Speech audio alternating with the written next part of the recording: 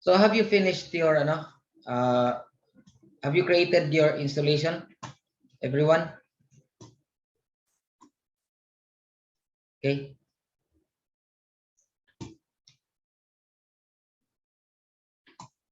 So I presume you have created now. So first we are going to do our SQL Server database. So C Sharp, no? By the way, we are going to use C Sharp, right? So you have all done ano no? C++. Who hasn't done C++? Ano sir? C++ ba yung intro to programming ninyo? Ano sir? Murag sir, murag. Kay Sir Patrick Asa. We will be using C Sharp here, Visual Studio. So it's very close, no? C Sharp is like a combination of C++ and JavaScript. Okay, so I don't think there's a difficulty because the loops, the if then else, no, the other structures are the same. Okay, so let me go to my I'll check the attendance again later, no. Okay, our Visual Studio. Before we do create a Visual Studio application, so our main concern here is to create Windows programs. No? I'm going to show you an example on purchase on ordering, no? So that you can use it for your database projects, okay, later in your higher years. Do you follow? No? Kasi meron kayong mga capstone projects which you may need to develop database projects on. So Visual Studio can be an option. Okay, do you follow? Although you may have other options, no. If you have time, no, I think we will have time for some web programming later at the end, no. We will be, since we are using Visual Studio 2022, we'll be using an emerging technology in Microsoft, no. It's called .NET Core, no. And then yeah, we will be connecting to databases. Now I have my this is not my now if you search, no, for Visual Studio, it's already there. You right click and then you pin it to the taskbar so that you will have an icon there that is easy to click. Okay, have you tried it already? No? But before we do that, we should use our SQL Server Management Studio. 18 pa pala ito, no? Sige lang. We pin it to the taskbar also. Meron na siya. It's here. Okay. So last meeting, I have introduced you this particular tool, which is used to access your SQL Server database.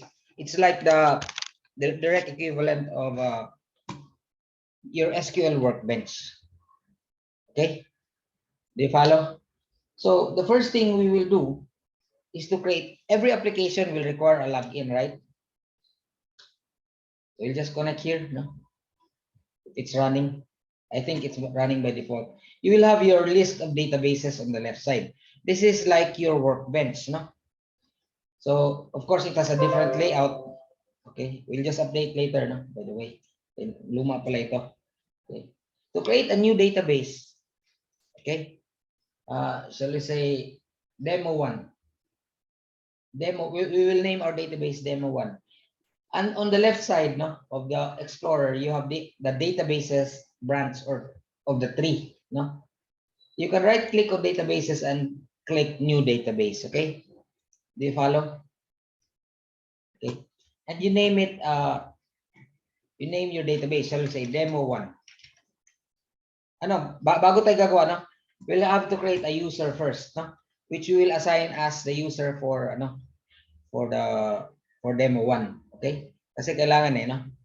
So to create a user first, have you created users, no, in MySQL? Okay, and we will assign them as so here in security, no, we'll go to logins, no, and then we will right click and then new login. This is actually creating a new user, no, and then we'll select SQL Server authentication.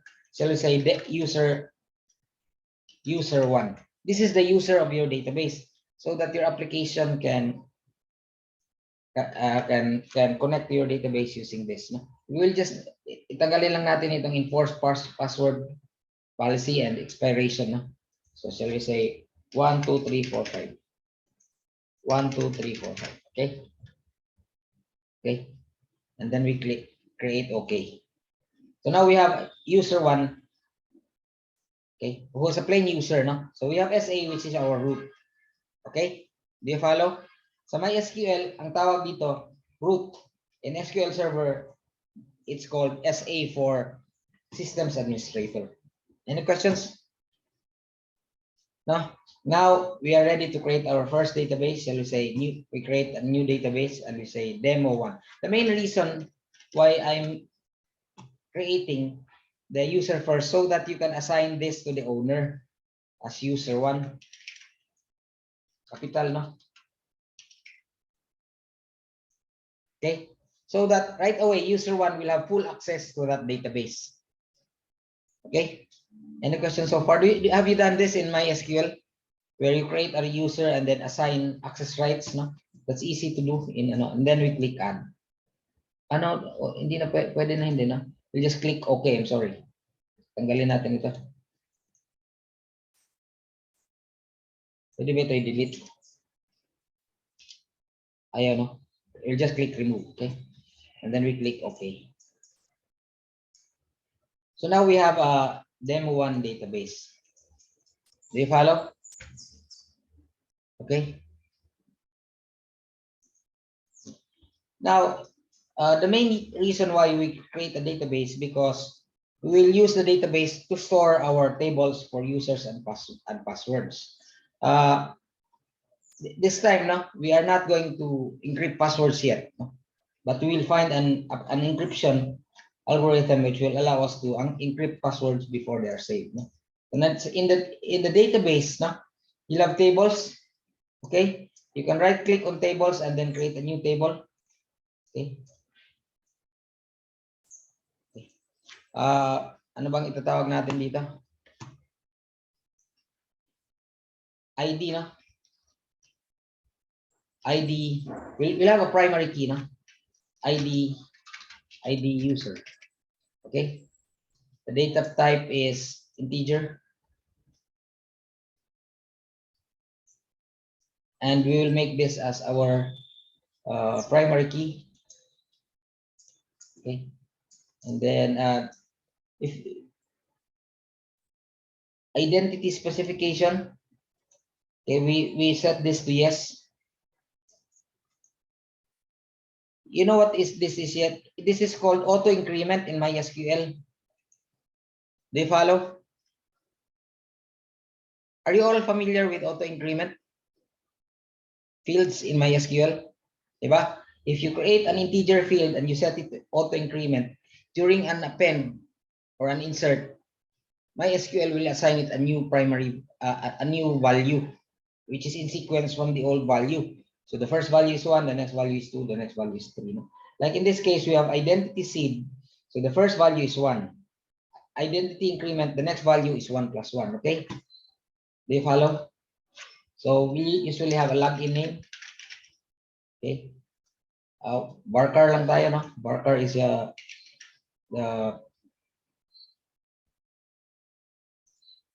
login name of how much? 20. No? And password of 20, I think we'll do 50 na lang. But parang pwede tayo mag-incrementation o 100, no? Para pwede tayo mag-encrypt later. Pero kung ano kasi, no? Yeah, but we will only ask for, no? For a few characters later. Do you follow? Do you follow? And then we'll save this. There's a save button there, okay? So this is much, I think this is much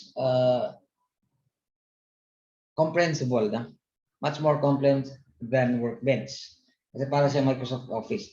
We click save, and shall we say we call this table as users. Okay. Okay. Now we close this and then we refresh. Now we have to refresh. Okay, so we now have the table users. Let's add a new user na. Edit top 200 rows. We'll just edit top 200 rows. We'll add admin, and the password is admin also. Okay. So one na siya, no? Then we'll just close this and it's automatically saved. Okay. Select, no? So nandyan na siya, admin. Okay. Do you follow? Any questions so far? When you are developing a Windows apps, no, you're doing ano ngayon, di ba? Emerging technologies. But I don't think you're on the application part already. Usually, now when you develop web applications, the system is data first. Ang ibig sabihin, code first. You write the code before you write the database. In Windows, no, the system is data first. So which means that we lay out the database. We create the database before we write the application. Okay. Any questions so far? Okay. Which will bring us to our first application. Okay. We'll be using two tools here. We'll use the SQL Server Management Studio at the start, no? And then we use Visual Studio 2022 to write the program. Okay. Any questions? Visual Studio 2022 looks very much like Visual Studio Code. Okay. Mas marami lang siyang features. Okay. Any questions so far? Now, it's good that in your hard disk, okay, particularly in your data area, you will have Visual Studio projects, no? BS22. Dito tayo mag-create.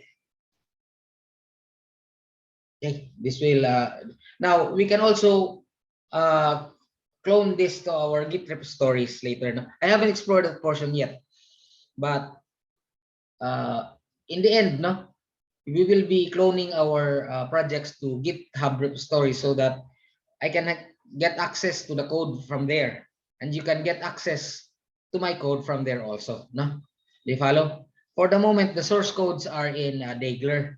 No? Pinopost ko doon.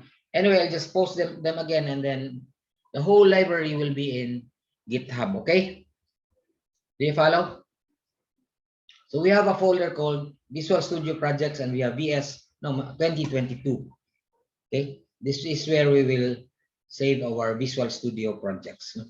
So an application, what is a project? An application is a project. Do you follow? But there are several types of projects like Windows applications, web applications, no, mobile applications, no. So the particular projects that we'll be creating here are Windows applications. Okay, do you follow? Any questions so far? No. So let me open my Visual Studio 2022. Okay, we can just go to. You can create a new project. Okay, or you can go to continue without code. You might see that I have changed my you can skip this, no, this part.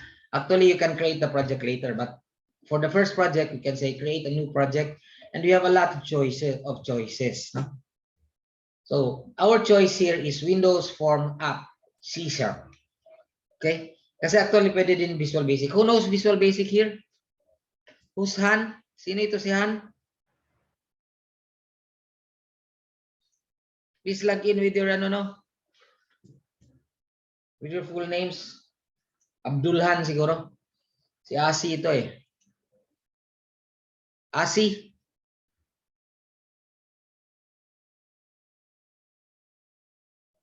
Who's there? Are you there? Chat ko nga.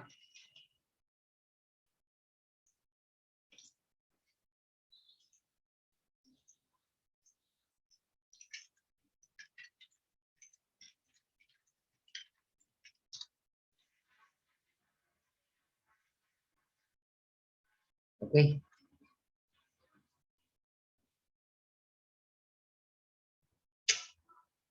So please log in with your full names, no? Ang hirap mag-check ng attendance.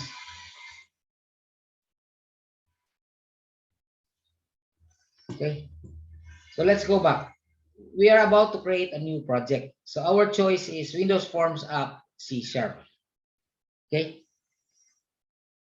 Do you follow? Do you get my point? Okay. So you can also use Visual Basic, but Visual Basic, is no longer in the Visual Basic is only in the, it's not advisable to use Visual Basic. Why? Because later, no, when you create web applications, there will be no more choice for Windows for Visual Basic. Okay, it's good that you start with C# and then when you create Windows other applications, it will still be C#, no? Do you follow? Kasi ang Visual Basic hanggang Windows apps lang. Do you follow? So we choose this Windows Forms app, C#. Okay, and then we click next. So login screen. Login app. No, we are going to make a login application, okay? And then we'll store it in the Visual Studio projects we had. Okay, login app, no? So the name of our project is login app. So the solution name is login app, okay? And then we create next. Okay. So papiliin ka dito eh. Wala tayong ibang choice because this is now a Visual Studio 2022 .NET 6. What is .NET? .NET is a framework for developing applications in Windows and in the web. Okay. So any questions so far? So wala pang nakagawa ng Visual Basic, no? So we say goodbye to Visual Basic if you've done it. Okay. Sino yun? Si Han kanina nag-login? Okay. Okay. Now, you have form 1, okay? You have program 1 and form 1. This is form 1. Okay. Paano ba ito mag-log, I don't know how to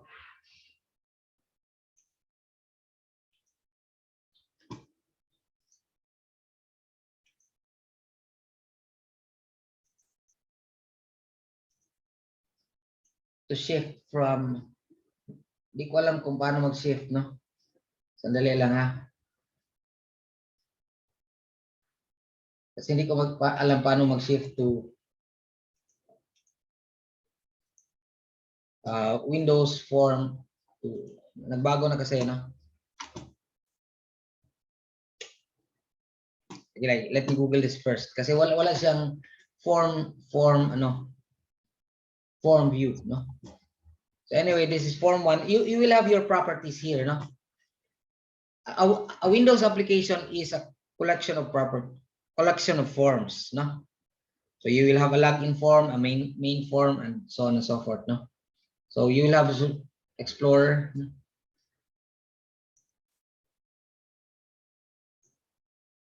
We can change our properties here. These are the properties. No, bakit Git, no?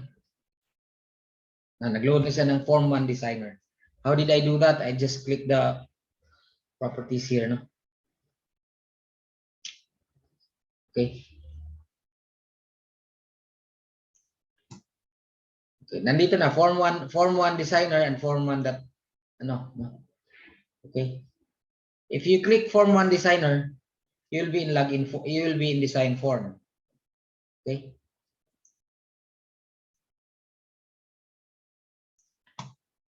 Nawala yung aking Ito yung design form, no?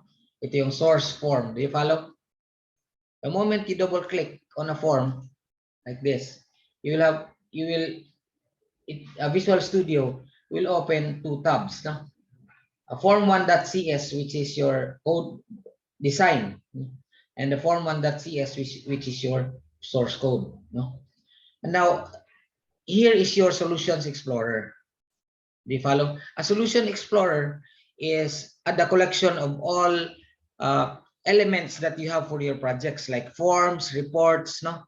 Dito masusulat lahat ng iyong elements, okay? And namespaces, okay? uh, we are on a single namespace, no? We will explain what a namespace is, no? Now, when you start, before you save your project or your form, you should give it a name so that it will be easy for you to recall. Because later, you will have a lot of names, no?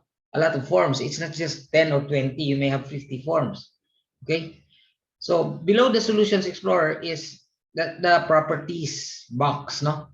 Nandito yung properties box. Dito yung message box for compile by the compiler. Yung all errors will come here.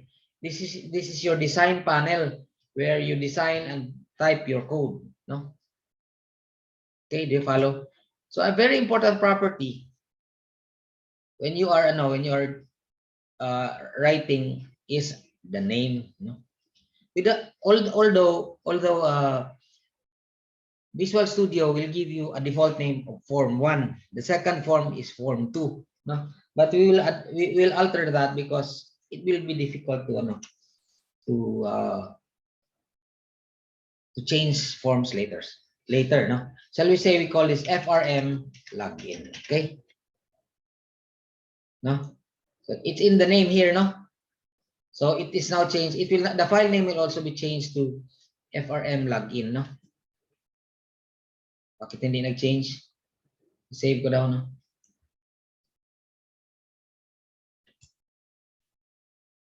Close ko muna, no? We rename this to FRM login. Okay? So kailangan palang i-rename. Okay?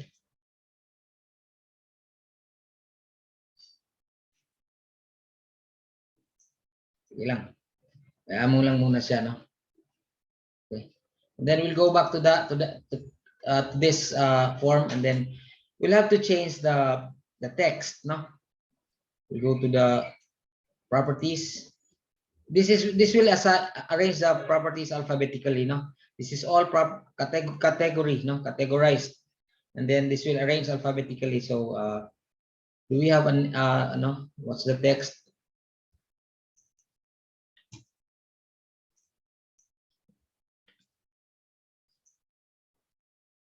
Close ko muna, no? Let me close this first. Okay. Kasi pag rename, hindi nawala, no? So the text, no? The text is what appears on the upper left. Shall we say user login? Okay. Do you follow? So it's now user login. We are going to make now, if you will have a set of icons, no? You can change the icon. I think I have an icon, no? Wala, mayroon ba akong icons? Oh, wala pa akong icons. This is an old computer. Let's download icons, no? Somewhere in the net, no?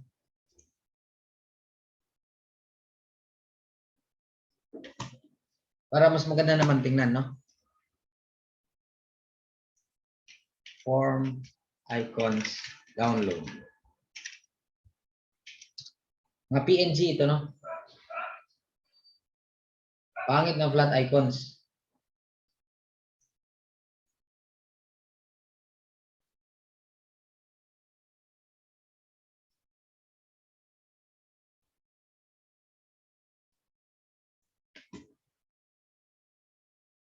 Ano ba tayong login? Ito, no? Maganda ito.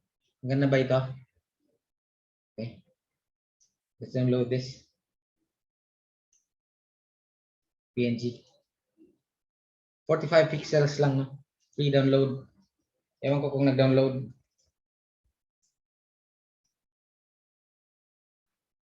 And then let's go to our downloads.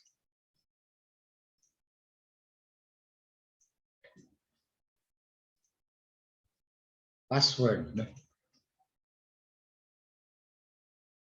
Ayan. Okay. Let's rename this. Password that small letter na lang. Let's transfer this to our project folder, okay? I-transfer natin, mas maganda nandun. We have it in Visual Studio Projects, DS22 login app, We'll paste it here. Na lang, no? Kita kaya niya ito? Or, oh no, we'll just have a new folder, no? Icons. Okay. And then we'll cut this and save it here. You follow? So meron na tayong password icon. Okay, let's check if we can use this. So we have here a property icon. Okay, we load it. Login app. Icons. ICO pala ang kanyang ano, no? You should have downloaded it as ICO, not PNG. Let's do that again, okay? Saan natin yung nakuha? Form icons.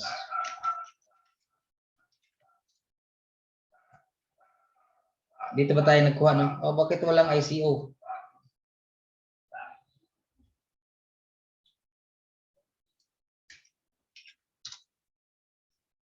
So, dito na lang, no?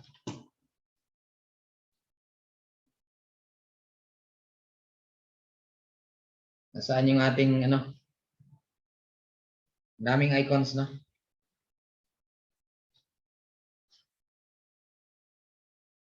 Kasi dapat hindi pala pwedeng ICO. Dapat ano? Sayang yung icon natin. Can we convert it into ICO? Pwede ba yun i-convert?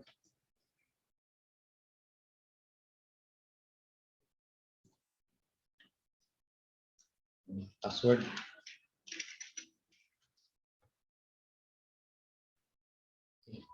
Sana merong maliit, no? Ito, maganda ba ito? I'm not sure if it's that, ano? Simple lang. Ito na lang sana.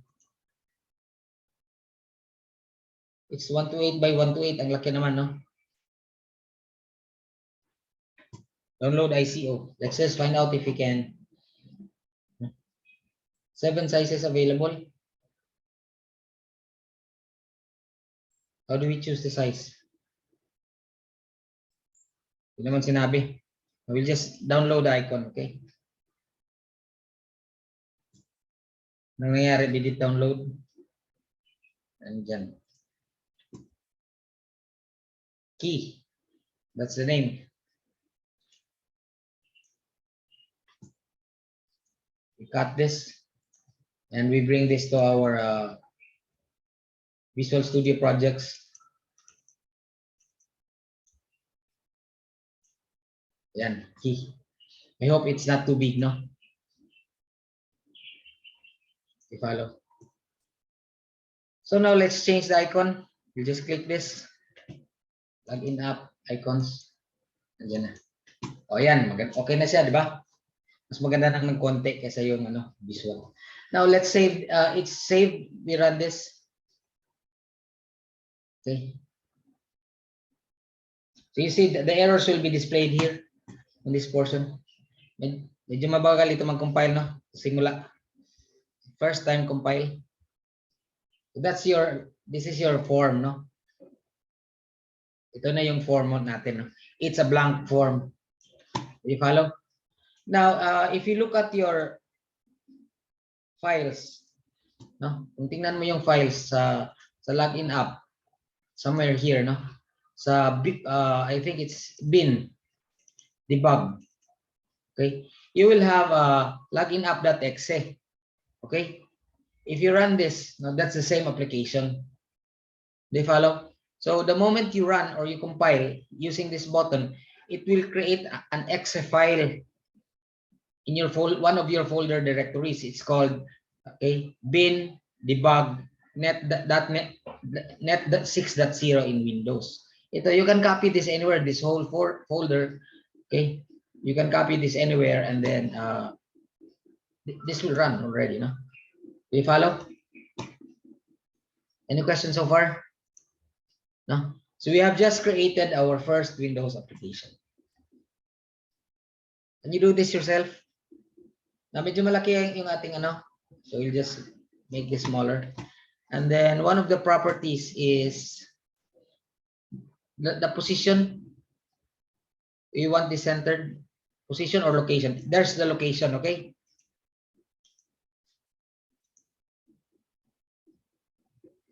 Okay.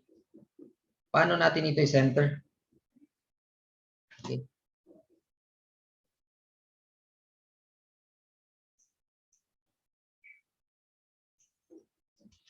Let me Google that, no?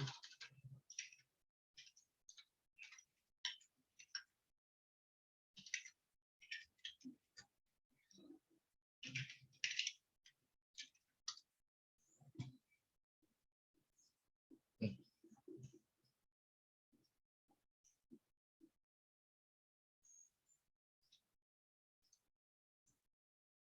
Start position pala, no? You look for the start position. That's a property. Start position, it's there, no? So we'll have it center screen. Do you follow? No, you just Google it anyway, no? And then so you just click save all. Let's try to run this. So yeah, nag-center screen na siya. Okay? Robledo. Sandali lang. Okay.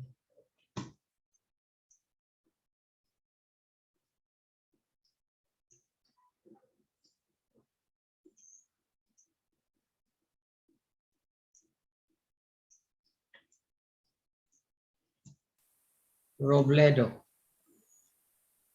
So si Robledo nandito. Okay? Robledo just came in. Okay. Second year. Third year, Mr. Robledo. Are you there? Robledo, do you have a mic?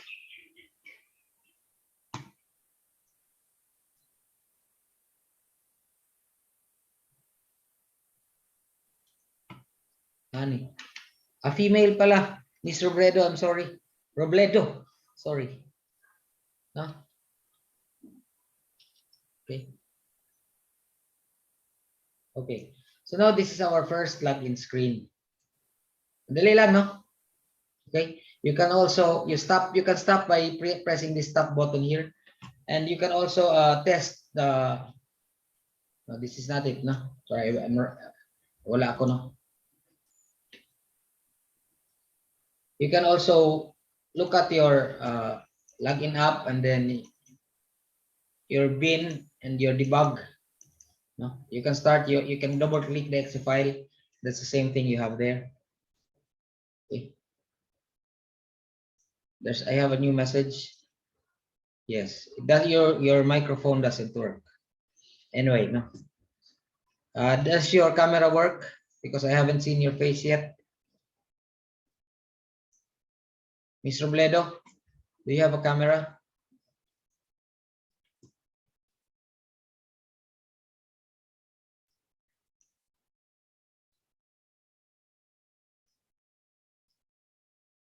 Matayabas, can you show me your camera also? I'll check the attendance later, okay? Again, kasi I'm shifting screens from one screen to another. So yeah, medyo ano.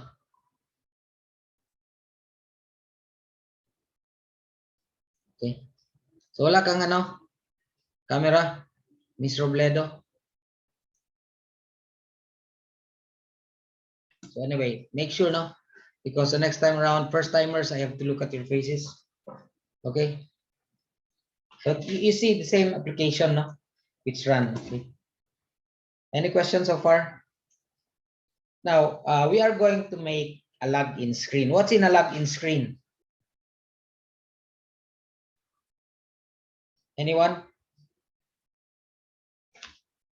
Okay. Now remember, in our database, we already have an admin user, right? Dito sa database natin, demo 1. Design ko muna, no? I'll make this unique.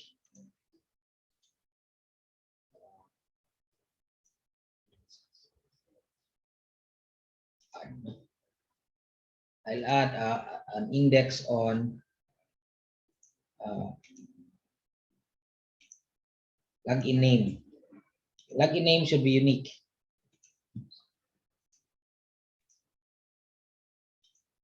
Okay.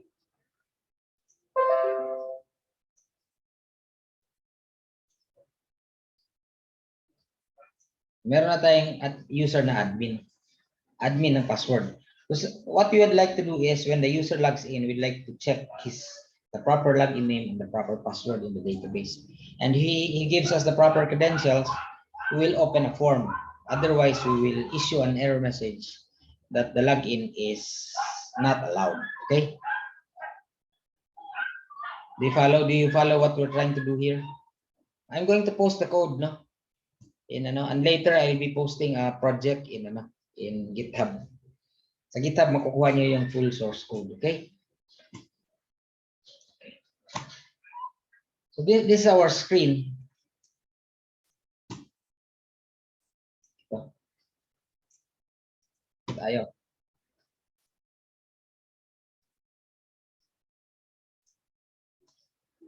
Nag-run pa. The project is still running, that's why you can't no. You'll know that you're running because this will appear as a stop, okay? You click the stop so that you can edit the form, no? So, hindi mo ma-edit pag tumatakbo, but unfortunately we cannot change the location visually, but it will change during the runtime. Okay? Now we'll go to toolbox.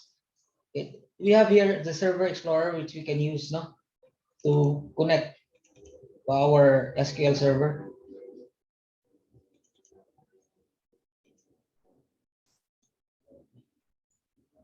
Just add the server. Mamaya na lang, no? Okay. We have a server explorer. We have view. Wala na. Okay lang. We have the toolbox. Okay. The toolbox is useful because this is where we get our ano. Pag problema ko lang bakit pa pumatong siya.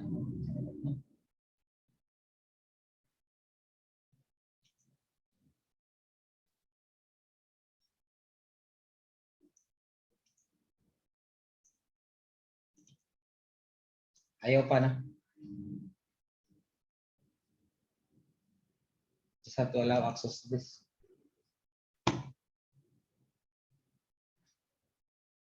Pumatong siya, no? Pangit, no? Hindi ganito sa ano eh. In the toolbox, we can get all the components that we can put in our, all the elements that we can put in our form. So for example, under all Windows forms, we have a label. Okay? Pwede natin ilagay dito ang label. Okay? Okay, this is label 1. We can also give it a name. Shall we say login LBL, no? A text pa pala, no?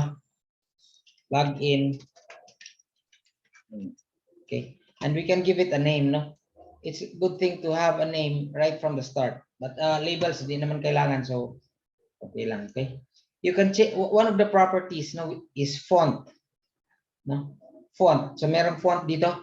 Can you see that, no? The font. Okay.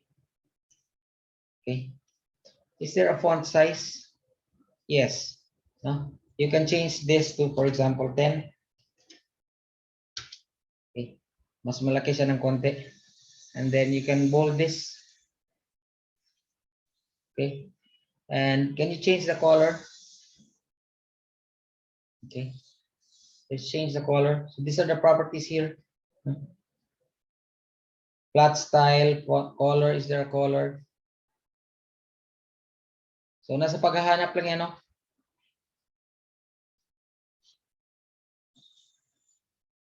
Bakit walang font color?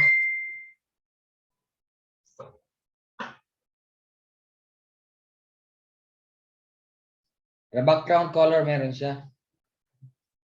Is there a color somewhere? Bakit merong back color? Okay. You can change the background colors, for example. Oh, that's the background color. And then the border style, you can have, let's not have a border style. Control yata ang button face ang ano, default. Okay. But I was looking for a color. Foreground, maybe foreground color, no? Kasi background color yung kanyang ano. A four color, there it is, no? You can change it to something like navy. Navy, meron bang navy? Or mas maganda konti tingnan.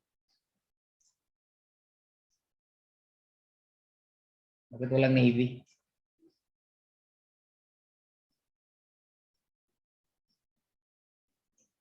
Ito, may custom. We'll just pick this. Ayan, login name. You follow? We'll save this. We'll save all. And then we'll have, from the toolbox, we'll have another. You can copy this, no? Para ano, copy. And then you paste. Nandiyan na siya. And then we rename the text, no? Pwede yata i-double click. Pwede ba? Hindi, pwede. No? We go back to this. And then the text is here, no? Password.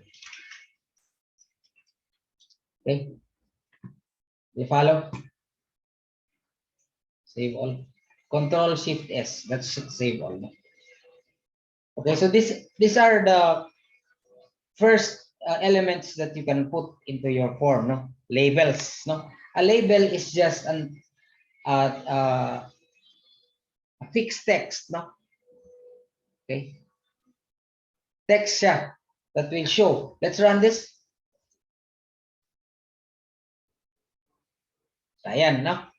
That's how our login screen will run.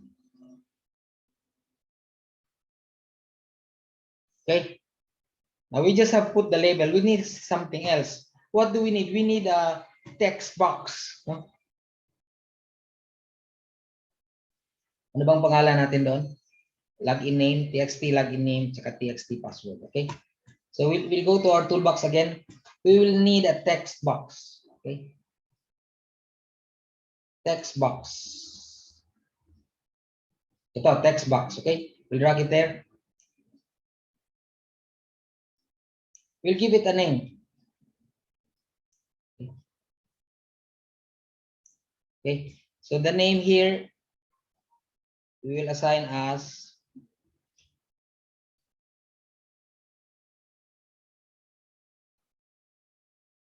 ito.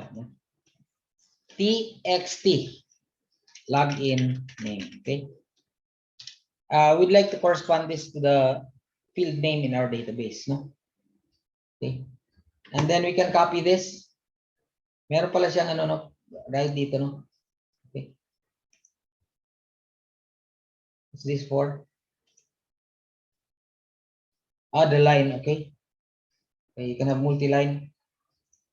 Okay, the properties, certain properties are there. We can copy this and then paste so that we don't have to go to the, you know, and then we will name this txt password. There's a property called password also, no? Password car, ito no? Password car.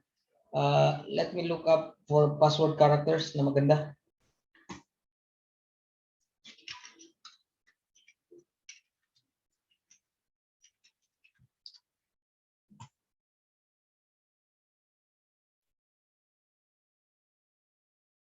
Bulan. Ito na lang. Meron akong magandang password character dati. The usual password character is asterisk, no? $. Let me find in my one of my programs.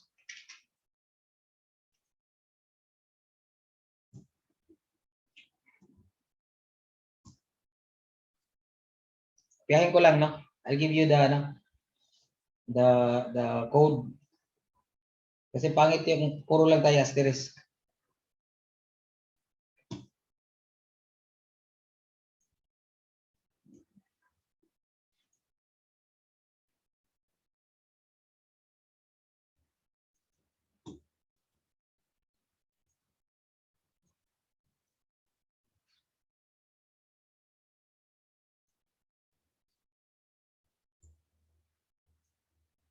Baliktad dito, no?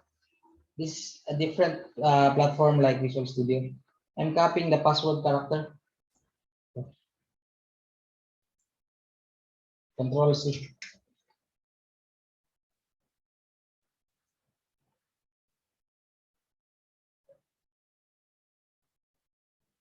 Paano ko ito makopy doon? Can I copy it here?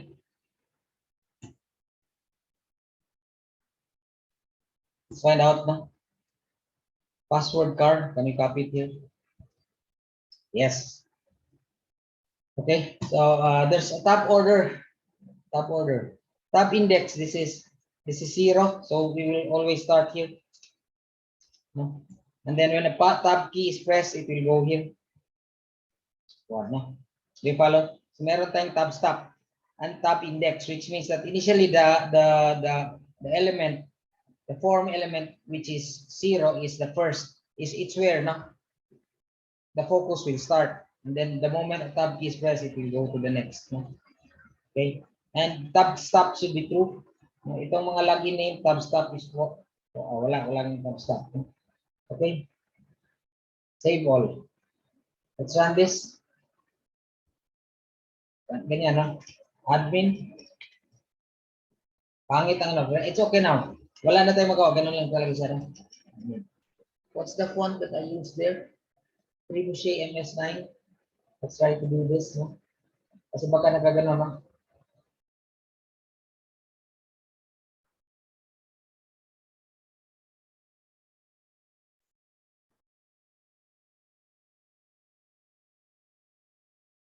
Let me open it again, okay?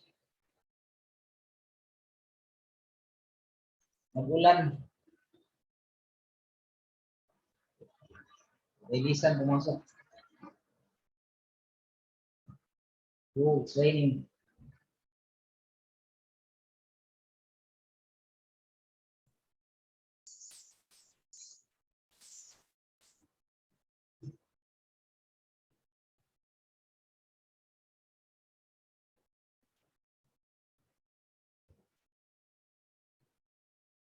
Because you need to have the font. Baliktad na ang kanyang properties. No?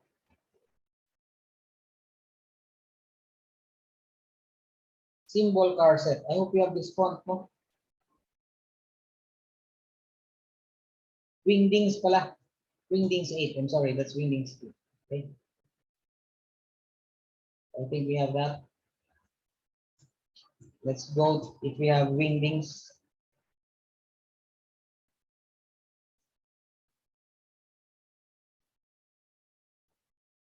Wingdings. Let's save all and try to run this. Admin. Oh, diba? Maganda na. It's a Wingdings font. No? And a special character which will cover your password. Okay? Okay? Any questions so far? Okay. I'll post the password character, no, in our regular site. Okay. So that you can copy it. No? Any questions so far? Which brings us to a different pwede pa natin ito palitin, no? There's too much. It's too big for a login screen. So you will enjoy this, no? Creating simple programs using icons, using images. So it's like creating a web application. I'll just use Control A, no? And then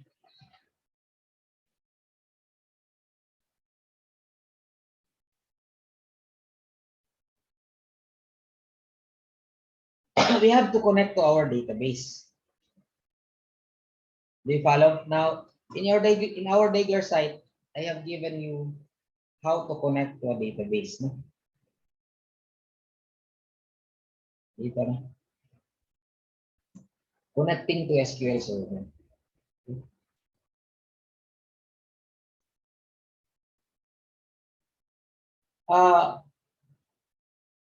Before we discuss this,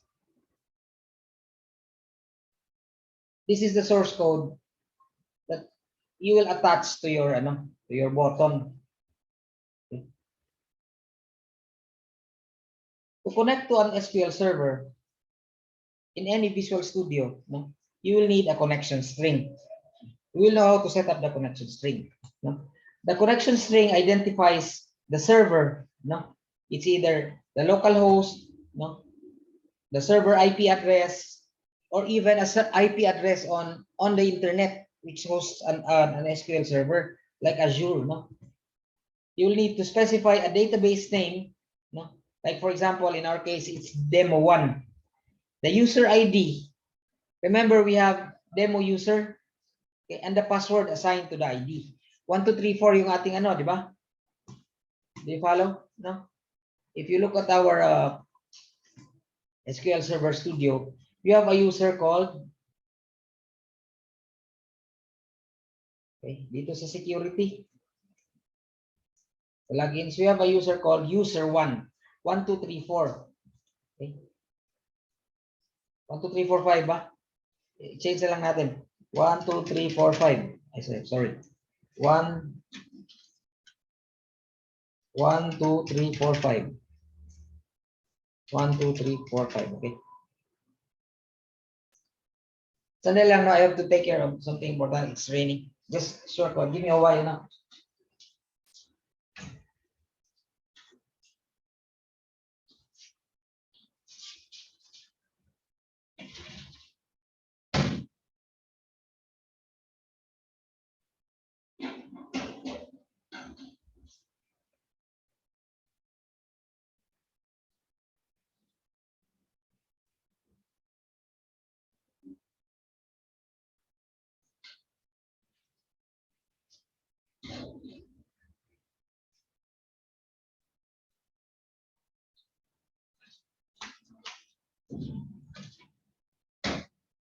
Okay, I'm sorry for the disturbance. No?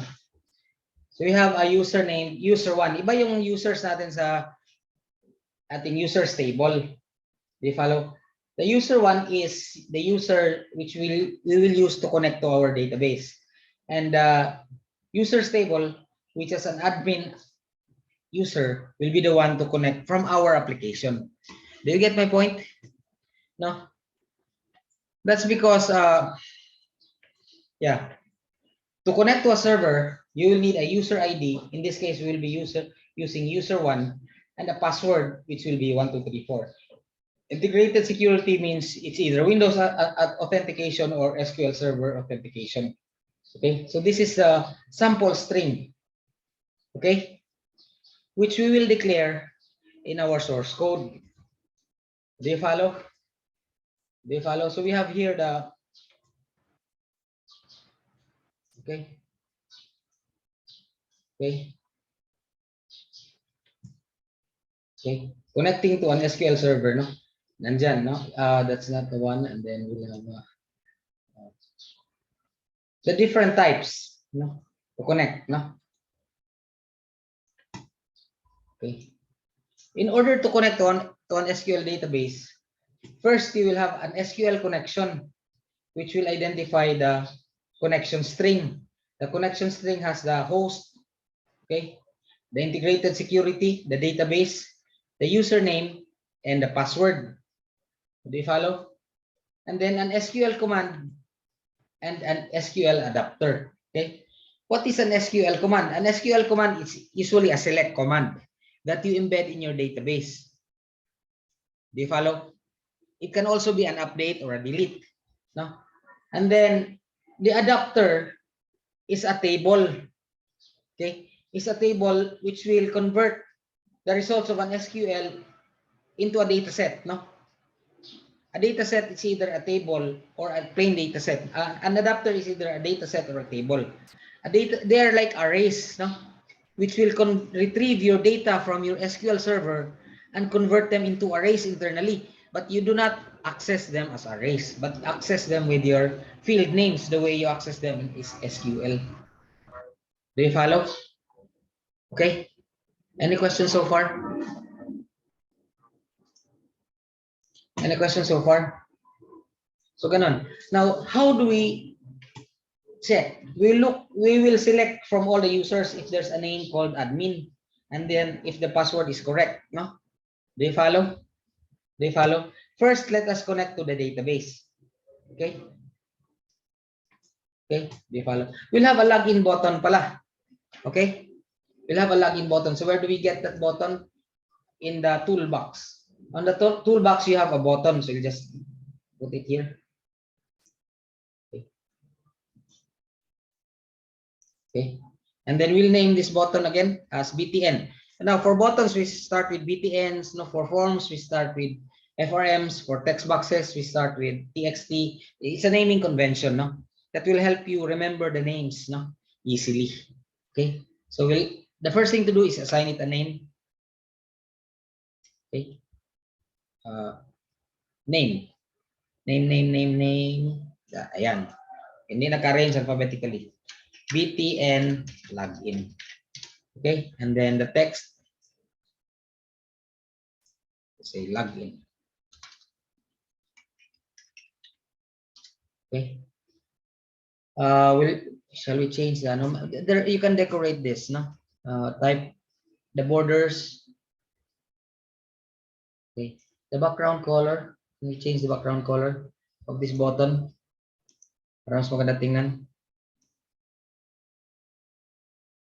Okay. Pangit. Something lighter. Okay, like that. And then you can have a background image, oh, but can you have an icon?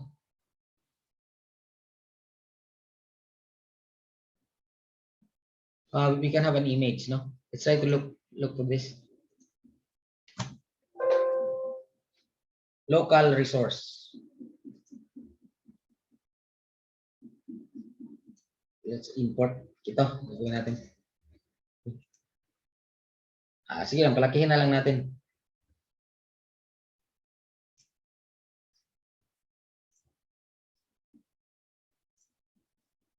And then the image alignment, we'll call it image left.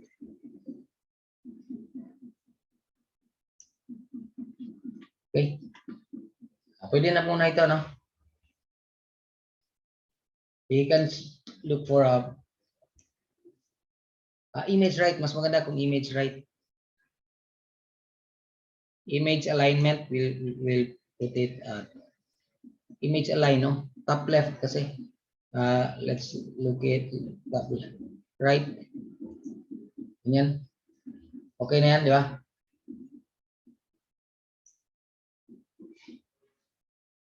Size ng ating masyadong malaki. And then the font, we'll change the font. Okay. Let's change it to 12. And then i-bold pa natin. Semi-bold lang. Okay. Do you follow? Let's try to run this. Save all first. Then run this. O, ganyan ang forma ng ating okay, ng ating application. Okay? Any questions so far? Any questions? How do we code our connection to the database? Check if we have the correct credentials like the login name and the user. Okay? We follow. That's the next thing that we will do. Now, in our Daygr site, you have here the actual source code for the login screen, source form, source code. Okay, ito yun. You will have to use this, no? Using system data clients. Okay, because this will allow you to make an SQL client, no? Now, if you are my SQL user, you will change this to using MySQL. Now, what is using? Do you follow? Sa C#, ano equivalent ng using? Anyone?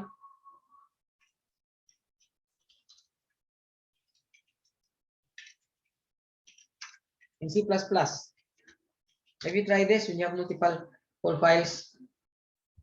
Nalimutan ko na ang equivalent dito, no? Include. Do you follow?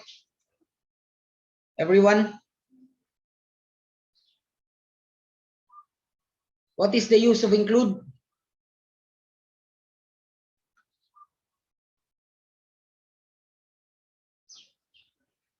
Okay? Ang ano lang kasi sa Windows, sa C# is, you can divide your files into subfolders. No? So ito, there's a subfolder named data under system. Under data, there's a file named SQL client. Do you follow? So under system, there's a Windows folder, and under Windows, there's a form file. No? By the way, no, in C#, these are not called folders, but these are called namespaces. Do you follow? Namespaces. So for example, you have Windows namespace form app1. Let's look at our code, our project code.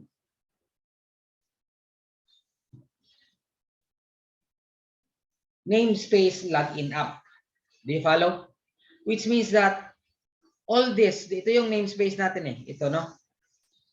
All these are saved into one folder. If you look at that, no? Kung titingnan mo doon sa ating, ano? Sa ating actual, ano? Okay. We have a folder called VS Login App, which stores our solution. Under Login App, we have Login App, which is a namespace. A namespace is a folder. Do you follow? If you create another namespace, you will have another folder. Incidentally, the icons, we did not name this as a main namespace. Okay? We only allot namespaces for source codes.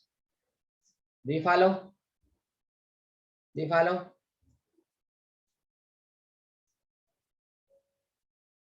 Do you follow, everyone? So, what is the significance of a namespace? Okay. There can be several source codes, no? Sa C#, sa C++, diba? frmlogin.cpp. You remember, everyone? .cpp, diba? Dito, .cs. You can have a lot of .cs, like program1.cs. This contains your main file. Okay? Okay? This contains your main file. And then your login form, okay? This contains your login.cs. Now, a program can come into either code view or form view, no? So this is a code view, okay? Do you follow? To be able to look at the form view, you click the login design, itong design for my design, okay? But they are one and the same. The form and the source code .cs are one and the same, no?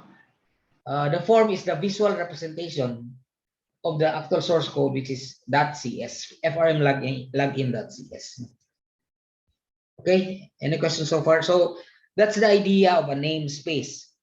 Now, when source codes belong to the same namespace, you don't have to use the indicator using. Okay, hindi ka na maglagay ng using. Do you follow? Kasi, for example, if you have a main form and a login form together on the same namespace, now, components on the same namespace are visible to each other. Okay? Components on other namespaces, you'll have to indicate using. Okay? So, let's look at that, no? So, no? Okay? Do you follow? Okay? Dapat nakalagay ito. Okay. Bakit wala nakalagay yung ibang using, no? Okay. We'll put that the using, okay? Now this is login app. I'm sorry, no? Need to login form. Let's close this first. Save.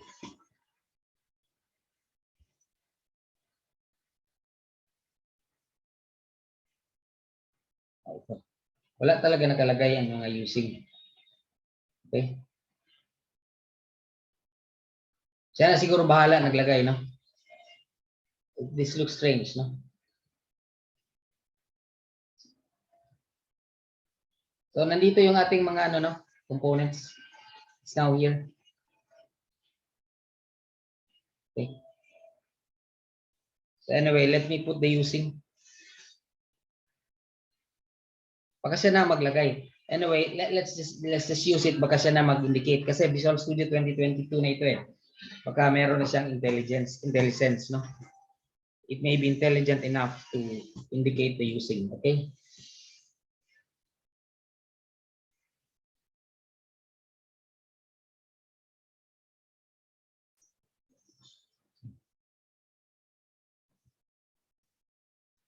Let's have this connection string.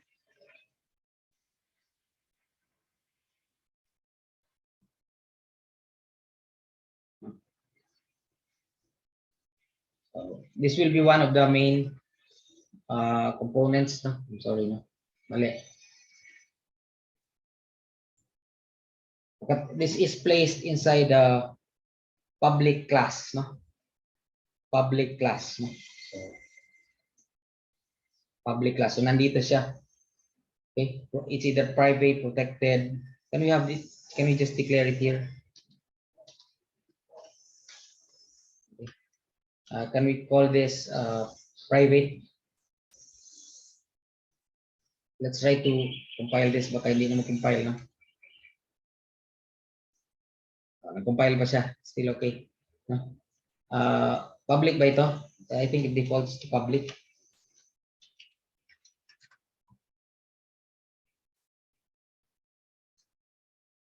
Parang public, it defaults to public, okay? So questions, do you know the difference between public, private, protected? Everyone? C++ concepts ito, no? Intro to Programming Group 1. Public, private, protected. Are you familiar with this? Okay. So hindi ko na yan ano, hindi ko na babaguhin. Hindi ko na explain. Okay. There's a constructor. Hindi na niya pinakita yung constructor. This is, I'm not sure, no? Pero dito, this is already a Visual Studio 2022, no? No, mayroon siyang partial class. This is a container, no? Okay.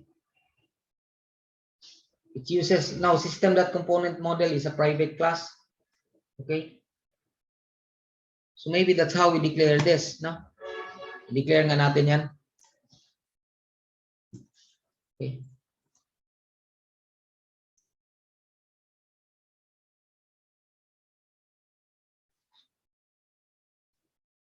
Components ang pangalan. Okay. So can we also have it here? Private. System. Bago na siya, no? .data.sql client. Yeah, that's how you declare. Bago na siya, no? SQL connection.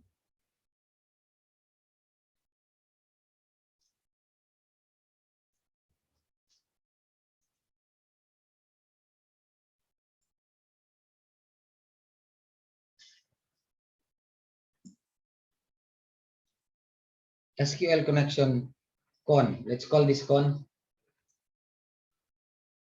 I-declare mo na pala dito, no? Kaya wala na palang using, no? I-declare mo na dito, SQL client dot SQL connection.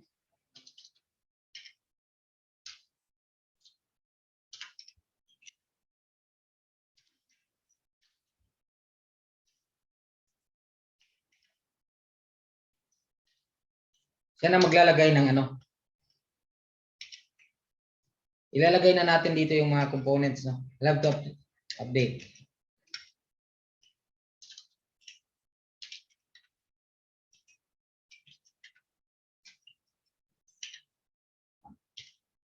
Okay. Let's try, there's an error. Is it SQL connection? Tingnan nga natin kanina. SQL, capital M SQL.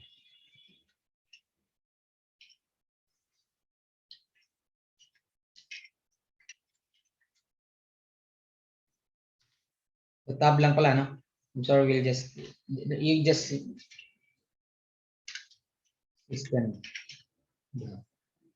Let's tab to accept. So hindi na siya magano dito.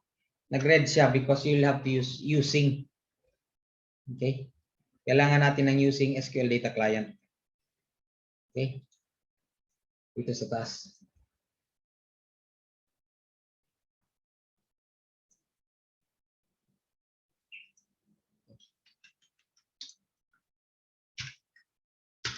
Okay? It's still grade because we haven't used any component yet.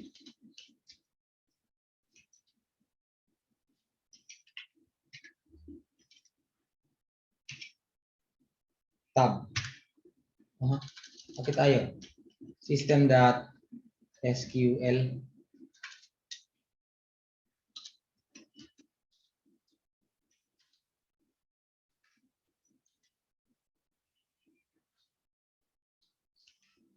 System.data. No?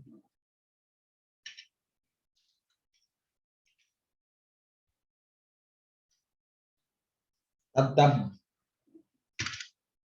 Okay. Okay. So that's correct now. So wala nang red. Let's call this. Tama na yun. Ganyan na lang. No? Mas maganda. Okay. Bakit nag-error?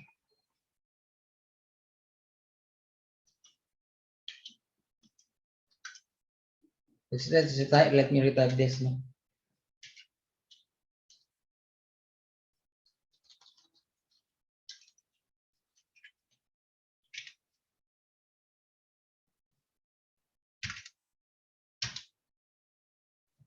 Let's save this and try to compile whatsoever. No?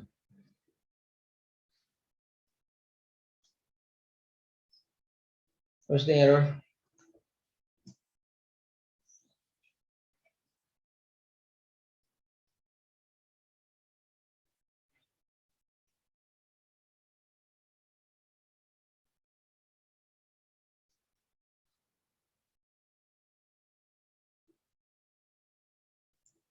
Baka kailangan ganunin.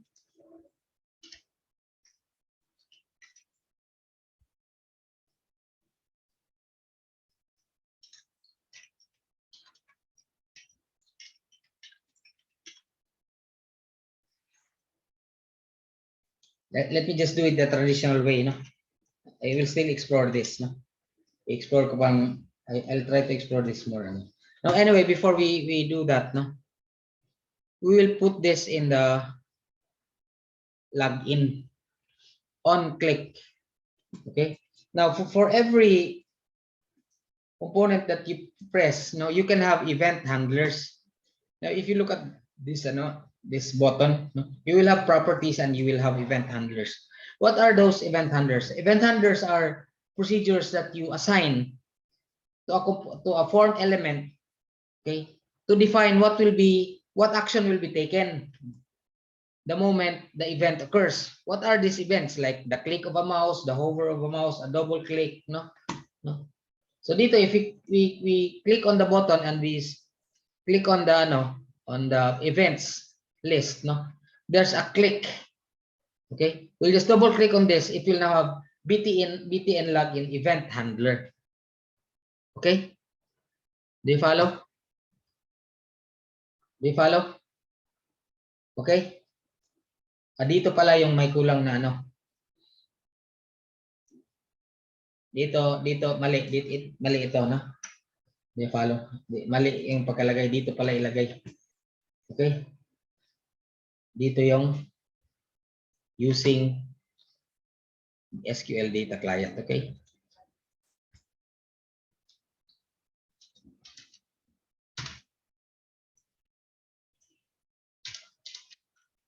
Dito tayo maglagay ng using. Okay? So here we declare the string. CS, the connection string.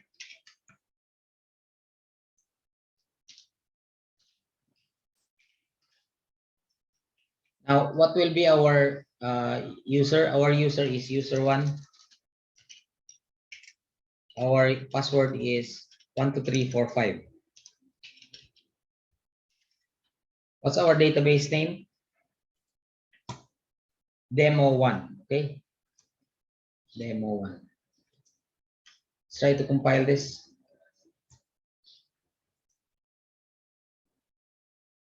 Problema, hindi niya sinabi kung nasaan ang error.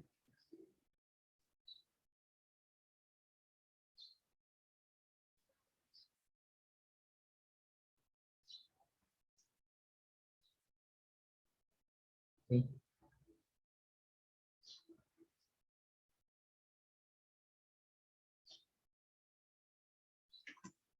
Do we use strings? Anong kailangan to be able to use strings?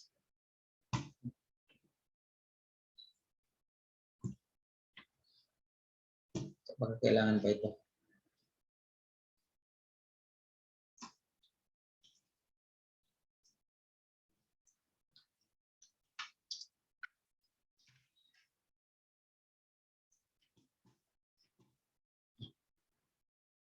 Okay. Text.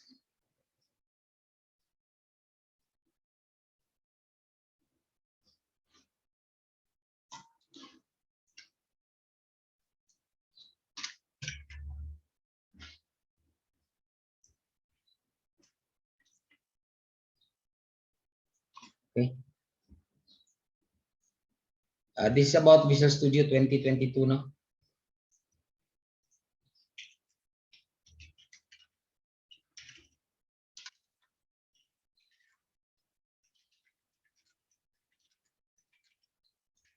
I'm sorry about this, no?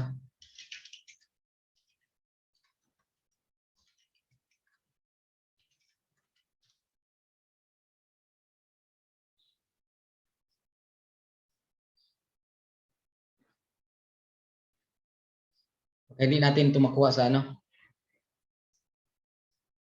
Sa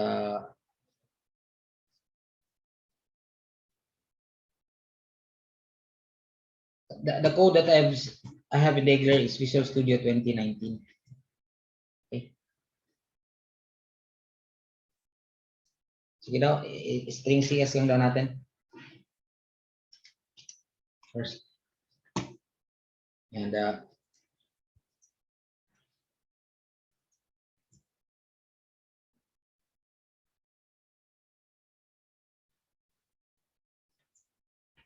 galing muna natin ito. Kaayaw na niya.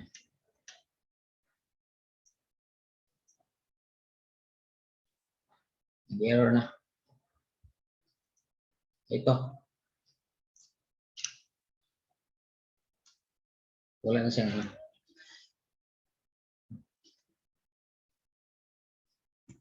Anyway, let me just erase the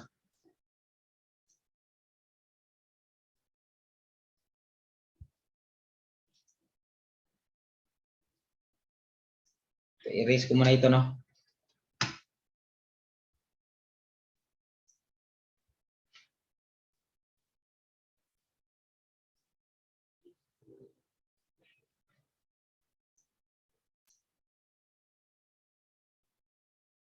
Let us remove this first.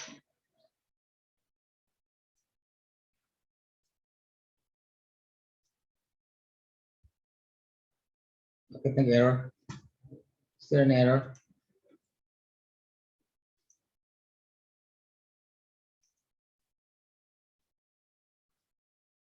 Problema, hindi niya sinabi.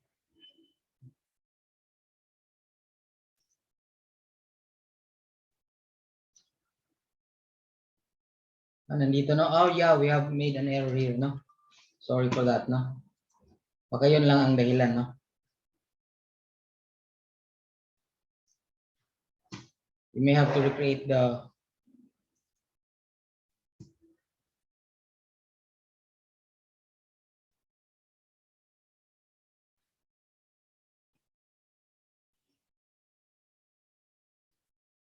there's a yeah, let's look at that, no? Itong label 2 merong click. We'll have to remove this.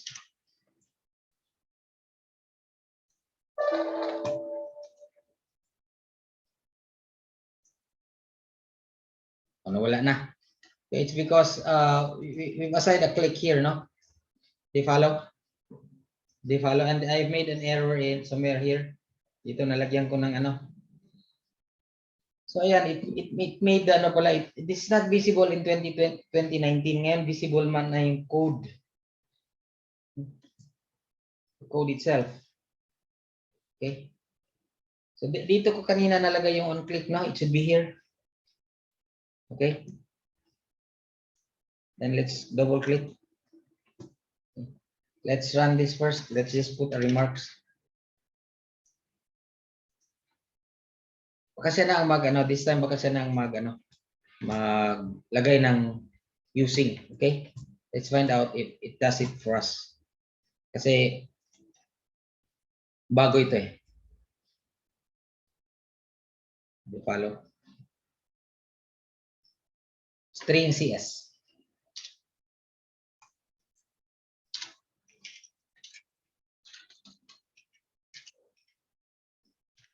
Find out if this runs first. Okay, it runs. No, now let's assign the value. The at means verbatim. Okay, in a string. Okay. Let's find out if this becomes an error. Walang error, okay? So we are assigning a string a value. Now, what do we mean by the at sign? Does anybody know this? The at sign? The at sign means verbatim assignment. What do you mean by verbatim? Assign this because sometimes when you assign strings, no, the semicolons and the special characters are replaced. Okay? When you place an at before, okay, before the string value, it means verbatim. Sorry.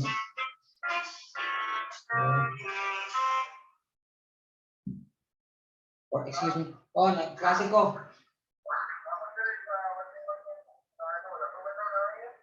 Sige, ingat sila to. Nagklase ko na.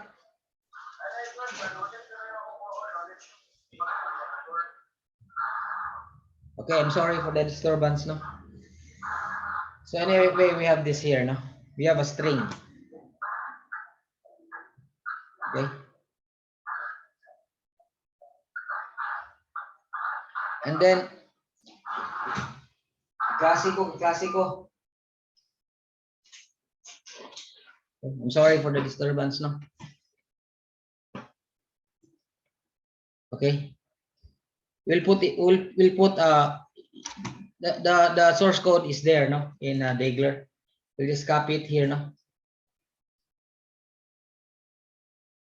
Okay. So, itong aking string, we'll put it in the public class. Okay. Di follow. Dito ko na lang ilalagay sa taas. I'll make this public.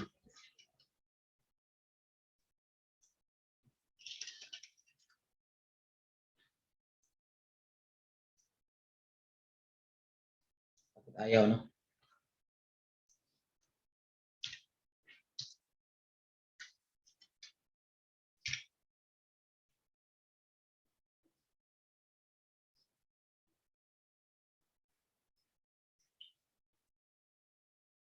May error sa, may curly brace siya dyan. Bakit? So anyway, ayaw niya doon, no? Ayaw niya dyan ilagay. So I'd like to put it there so it becomes directly accessible by the class.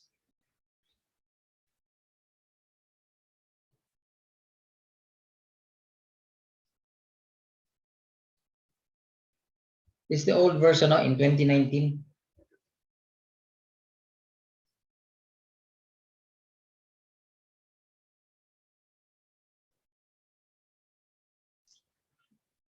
Nandito siya sa namespace.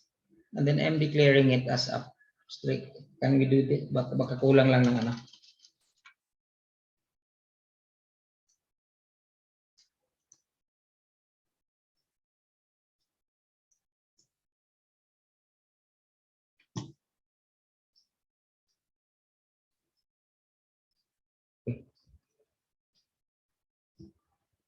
Let me place it here. Gulo. Ayaw niyang maglagay ng string doon sa taas. Dito papayag siya. So, wala tayong magawa. Okay? Ayaw niya doon. So, we will have to place it here. Okay?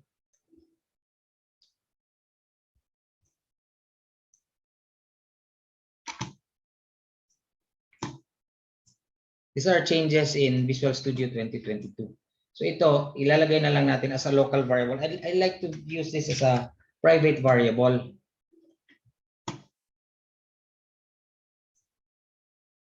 Okay. Ito natin ilalagay. Para reusable sana. Wala tayong magawa if that's the case now. Pangit kung hindi natin siya malagay doon sa taas. Okay na siya, no? You follow? So we'll just have to do some manipulation here, no? Kaya hindi pwedeng hindi man i-manipulate because this is a 2019 version. Okay? And then we'll copy this in the login.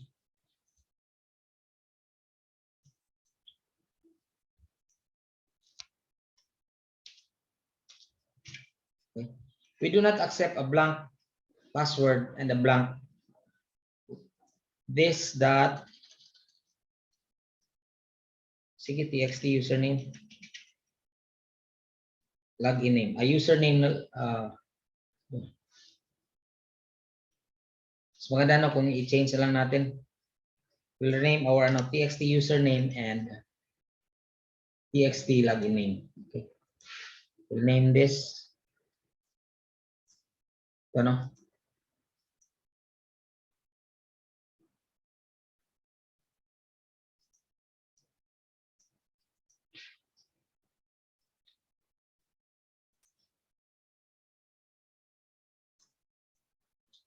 Para pareho na makita niyo sa ano, no? What's that? txt username underscore username.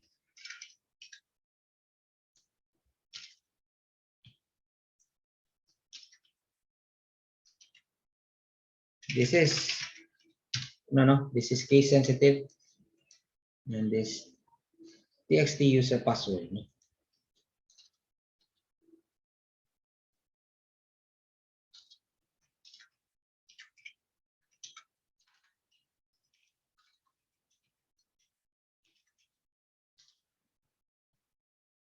Username and password. Okay, let's look at our source code.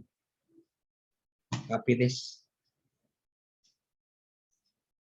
I'm copying this from our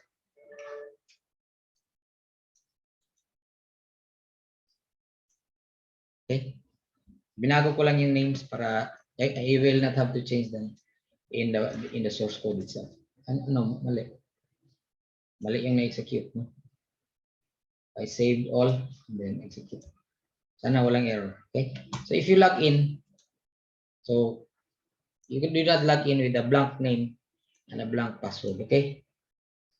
Do you follow?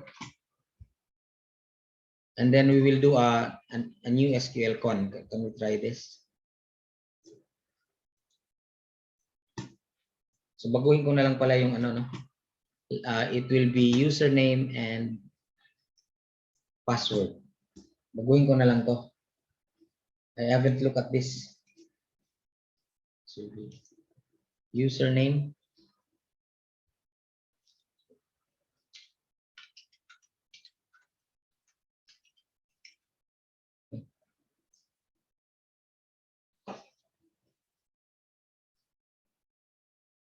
My question is, will he be doing the siya ba ang mag-declare? Let me copy this. This is in our Dagler site, no? The SQL login form source code.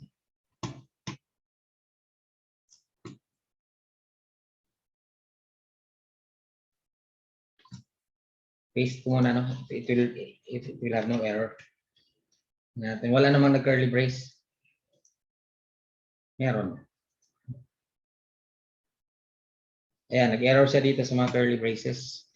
Maybe because we didn't have, in the past you will have to say using here.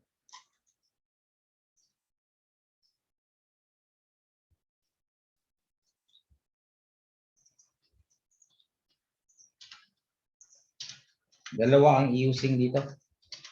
Yes, it's okay, no? At saka itong, kasi if it's not okay, it will have a gray. Ano gray siya? Okay. So there's something wrong.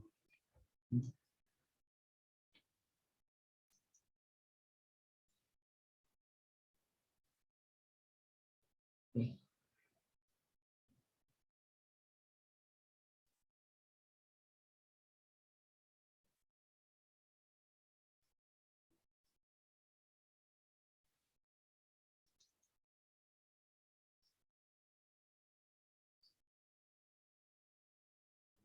Could not be found on the namespace SQL data client. System data client, oh. It cannot be found anymore.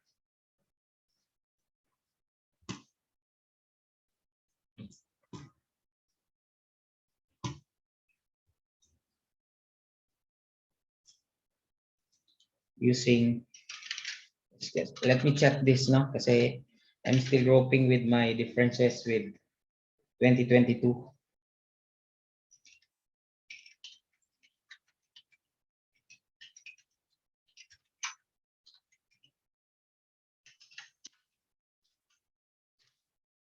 Hindi siya makita. Ito, hindi siya makita.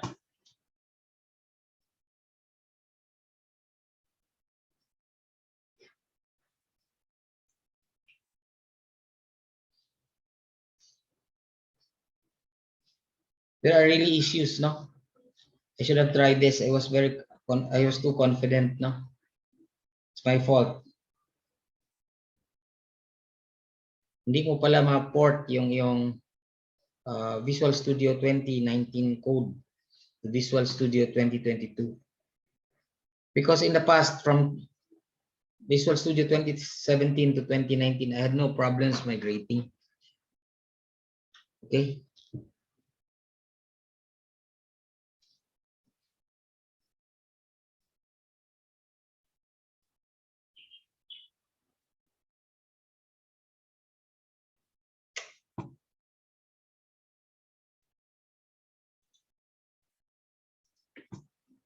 Kaya ano ko lang, no? I'll Google the error.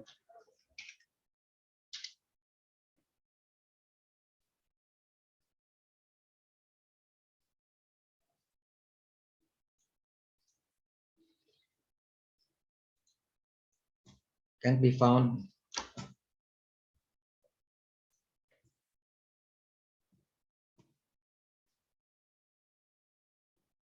.NET 6, .NET 5 pala error na ito.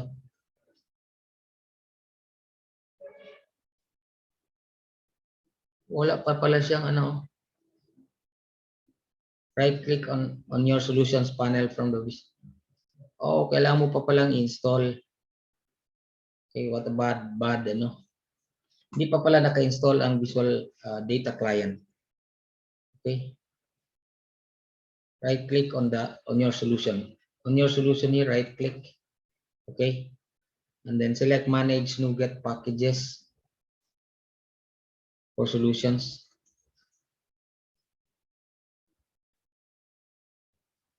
Now, in the NuGet package manager, you select the browse tab. Okay. And search for SQL Data Client. Ibig sabihin, hindi pa pala naka-install.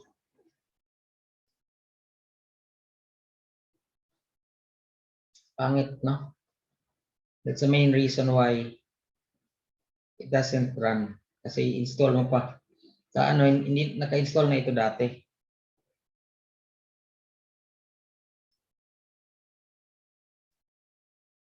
System.sql, data.sql. Let's just search, no?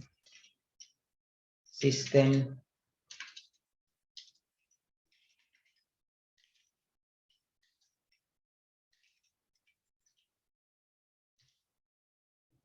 Oh, you follow?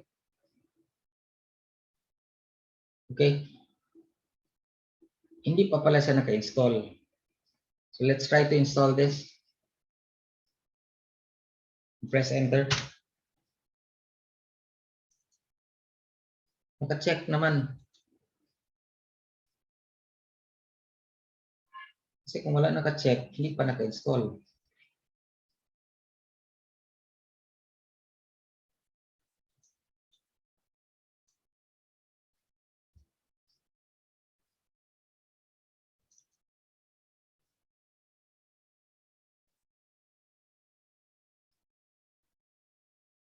So, opens on the right side and then list the list of projects in your solution. Ato, pag ganyan mo, ilagay mo dito. Okay? Do you follow? And click the install button. Where's the install button? Here. It's the latest na pangit. Okay? Yeah. In Visual Studio 2019, this module is already there. Okay? And then we click OK. I accept.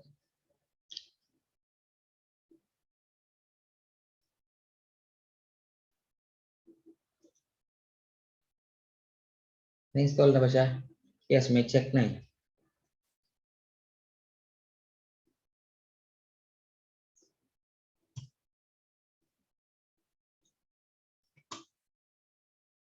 And rebuild. Now let's go back to our solution. And then build. Rebuild.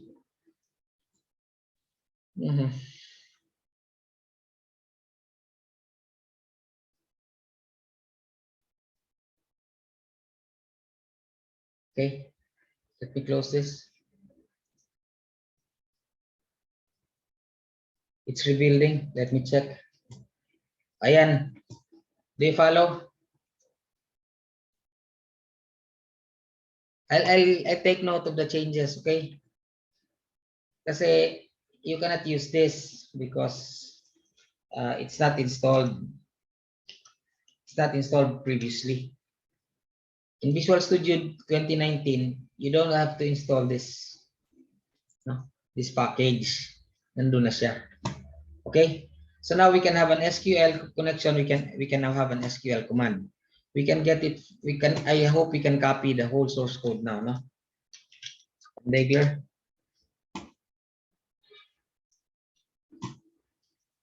Okay, we'll just finish this, no, so that you can have something to do, no, over the week. I'd like you to do this yourself, okay? What's that? So in our Dagler site, no, meron tayo ditong ano, the login source code. You have to do. I'll have to update this, no. Nandito yung login button. Okay. Okay, nandito yung login button. We'll just copy this. Let's try. Until the catch. Nandyan, no? We'll copy this and in our Visual Studio Code, we change this. Okay. Walang na curly brace. If there's a curly brace, there's something wrong. Meron. Ano? Data set. Wala siyang data set. Nag-error siya dito. Okay? Baka kulang rin ng dito.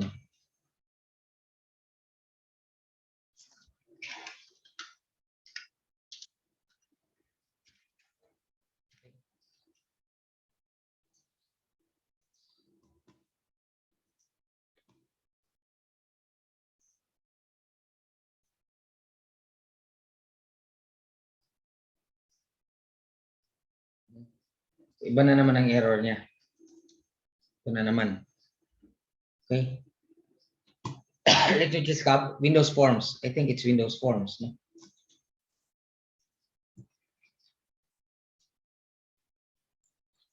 Mahirap pala mag-upgrade, no? Not easy to upgrade from 2019 to 2022.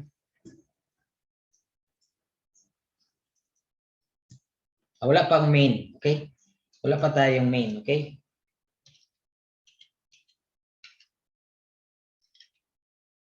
Let's decide this.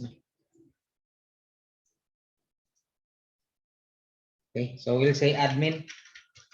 A keyword asynchronous is not supported in platform. Let's find out.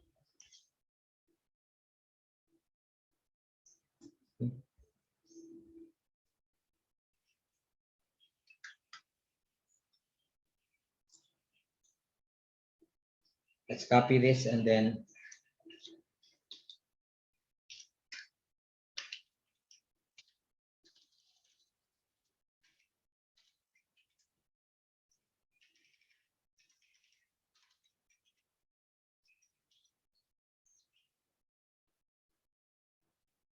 okay.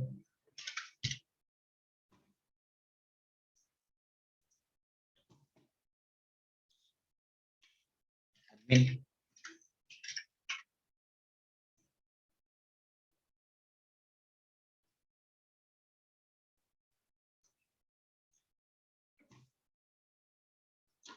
Synchronous, anong sabi niya? The keyword processing, asynchronous processing is not supported in the platform. This is another, ano, no?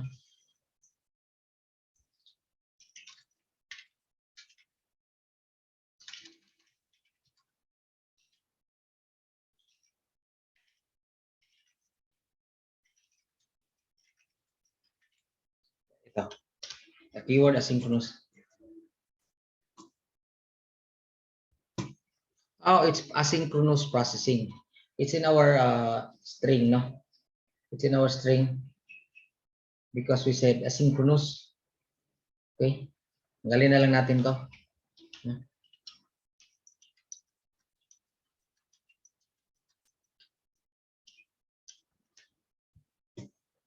Okay.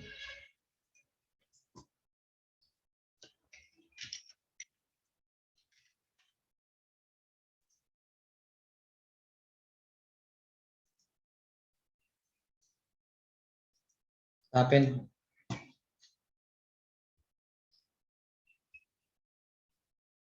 Okay. Nag-succeed ba siya? Hindi nag-hide, no? Let's run this in the actual, ano, no? Find out what happened here. Stable. So sorry. I'm sorry, it's unstable, no?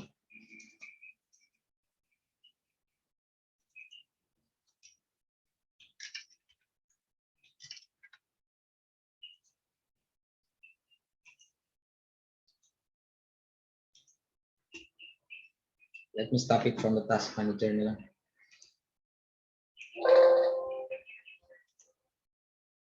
We didn't know where it stopped, no?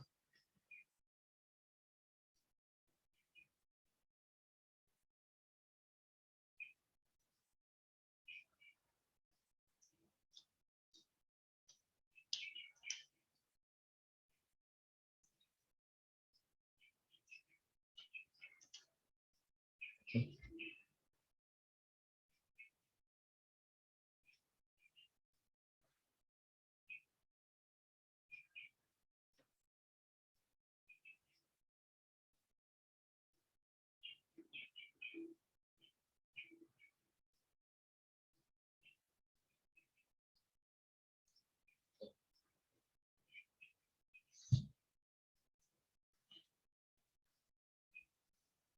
Maglagay tayo ng ano, ng message box dito. Message box.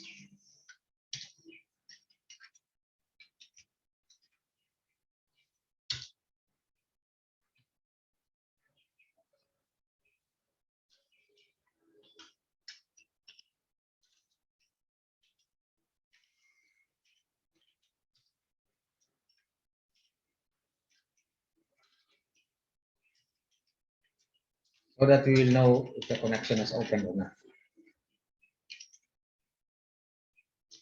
Okay.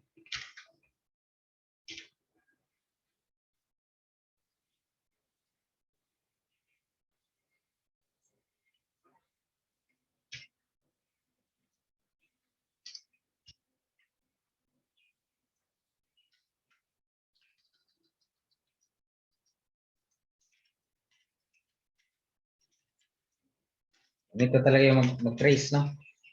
It's how you trace. We put sa message box. And we debug. Isa ng error. Yan. Mali yung ating ano. Message box should be double. Oops.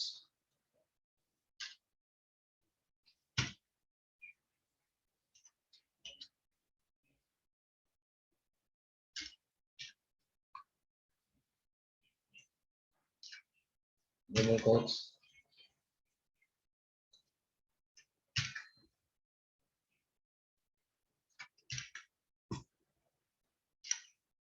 May error ang ano, SQL adapter.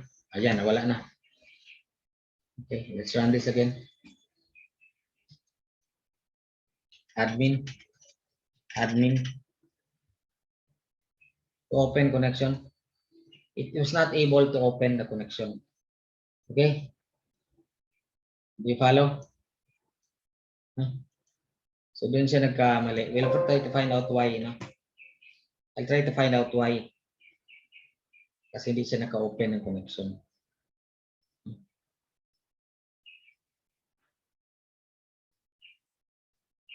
Did we declare connection?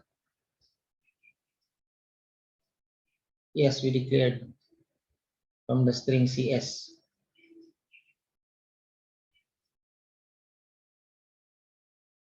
Okay. So anyway, it's 3 o'clock now. It's pointless to, I'll check this out, okay, everyone? For the moment, can you make a simple form like this? Okay, everyone? Can you make a simple form like this? Okay. I still am grappling with the incompatibilities with the 2019 and 2022. I'm caught by surprise here, no? I'm sorry about that, no? Because when I migrated from Visual Studio 2017 to 2019 last year, I had no problems like this, no? Yung NuGet package, I didn't even know that you have to install it yourself. Okay? I'll solve this next meeting. So for the moment, you create a login screen. Okay? And then if the logins, the login name and the username and the password are empty, you just issue a message box. Okay? Message box that it's empty. Like this. Hanggang doon lang muna, no? Okay? Like this. Okay? Any questions so far? Everyone? So I'll upload the recording now. Wala na muna tayong klase. We're supposed to end at 4 o'clock, no? Okay, but for the moment, I'll have to check a lot of things, no? I'll have to try the whole, the whole project again. No? Please give me time on this next meeting. For the moment, you check your installation and your SQL Server. Okay, we'll extend next meeting, no? Next meeting will be our last meeting.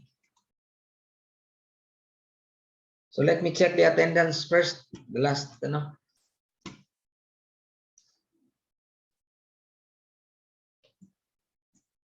Buti pa hindi na lang muna. Hindi na lang muna tayo but there's no regrets, no? We will not go back to Visual Studio 2019, okay? Hindi na tayo babalik doon. It's useless to go back there, okay? Kasi medyo luma na.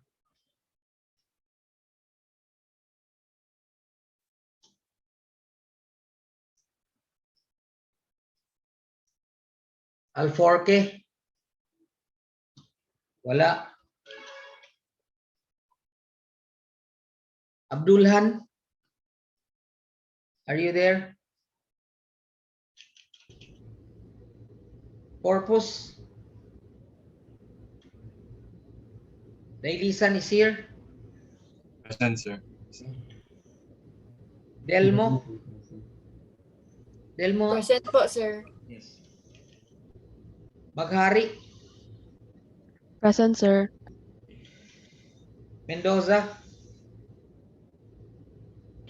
Present, sir. You're here, Present, Mendoza. Mohapa. Miraflor, is Miraflor here?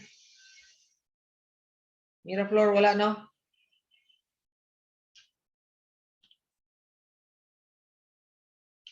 Ostique. Rabe. Remitar. Si Robledo, umalis na. Robledo. Sikat. Sugarol. Tihano and Vitwalia. Okay, so how many do we have?